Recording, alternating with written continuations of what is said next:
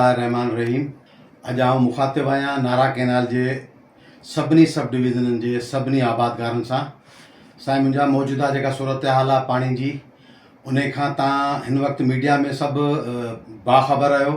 त जहिड़े तरीक़े सां 14,000 नारो हूंदे ऐं असांजे सिस्टमनि खे तबाह कयो पियो वञे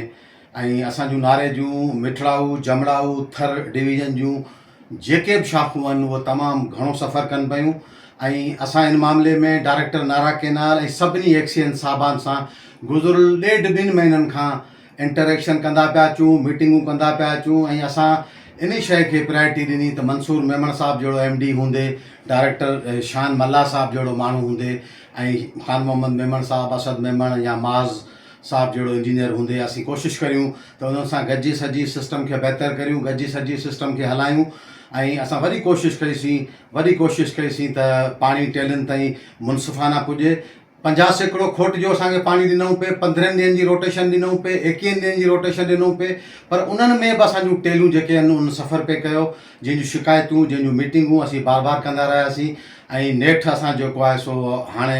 इन नतीजे ते पुॻा आहियूं त टेल जा आबादगार असीं जेके बि आहियूं नारे जा, सो इंशाअल्लाह ताला अॻिए हफ़्ते में भरपूर जेको आहे सो एहतिजाजी तहरीक जी शुरूआति करियूं पिया ऐं उन एहतिजाजी तहरीक जे हवाले सां ॿुधाईंदो हलां। पहिरीं पोज़ीशन तव्हांखे त हिन वक़्तु असांजी नबीसर जेका सब डिवीज़न आहे उनजी रामोर, उनजी नबीसर ऐं उनजी कुंडरू शाख गुज़िरियल 6 वारनि खां वठी उहे तमामु घणियूं मुतासिर आहिनि। उन्हनि जी टेलुनि में पाणी कोन पुॻो ऐं नेठि असां आख़िर में रोटेशनूं करे उन सब डिवीज़न में पाणी ॾिनो। इंतिहाई तशवीशनाक सूरत हाल आहे त 15 पाणी पियो मिले, उहो बि का शाख टेल न पई करे। असांजो थर डिवीज़न में तव्हां वञो त असांजी डिस्ट्री, असांजी सूफ़ी, असांजो हीरलवा, नूरवा, थर टेल, इवन असांजो कोटवा,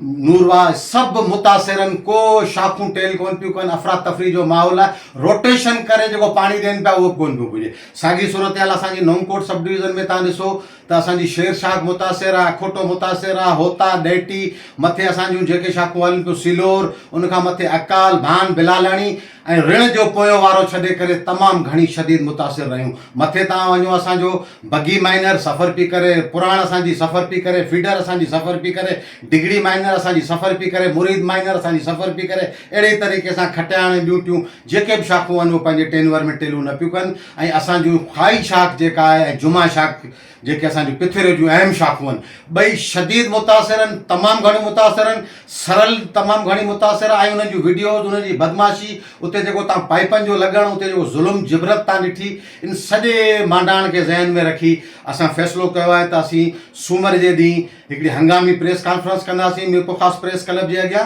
ऐं उन ॾींहुं असीं 2 या 3 ॾींहं रखी करे मीरपुर ख़ासि में हिकिड़ो ग्रांड धरणो हणण जी जेको आहे सो ऐलान कंदासीं ऐं इंशाअल्लाह नारे जा हज़ारे आबादगार उन में शरीक थींदा ऐं वॾे पैमाने ते असीं पंहिंजो एहतिजाज रिकॉर्ड कराईंदासीं ऐं उहो एहतिजाज जेको हूंदो उहो एहतिजाज सिर्फ़ु मीरपुर ख़ासि ते मौजूदु कोन हूंदो। पोइ इन एहतिजाज जी शुरूआति मीरपुर ख़ासि खां आहे, इंतिहा कराची, इस्लामाबाद। पोइ उन धरणे में इंशाअल्लाह उन में फ़ैसिलो कंदासीं। ऐं टेल जे सभिनी आबादगारनि खे दावत ॾींदुसि त बिराए महिरबानी उनजी तयारी कनि, हड़ा वड़ा पंहिंजे ख़र्चनि मां, पंहिंजी गाॾियुनि में, पंहिंजी बसुनि में, पंहिंजी कोचुनि में उते पुॼनि ऐं नारे जो सबूत ॾियनि, पंहिंजे इलाइक़नि जो सबूत ॾियनि, पंहिंजी शाखुनि जी मालिकी जो सबूत ॾियनि ऐं भरपूर जेको आहे सो इन एहतिजाज में असां सां गॾु बीहनि ऐं असीं इहो एहतिजाज जेको आहे इहो मजबूरी में करियूं पिया। हिननि सुठनि ऑफिसरनि जे हूंदे जेका असांजी तबाही ऐं बर्बादी थी आहे, जेकॾहिं अञा बि जेकॾहिं नथी सुधरे त पोइ असीं सम्झूं था त असां मायूसी में असां ॿियो को रस्तो कोन्हे। ऐं वरी बि अपील करियां थो टेल जे सभिनी आबादगारनि खे त इन में भरपूर शिरकत करे ऐं इन में पंहिंजे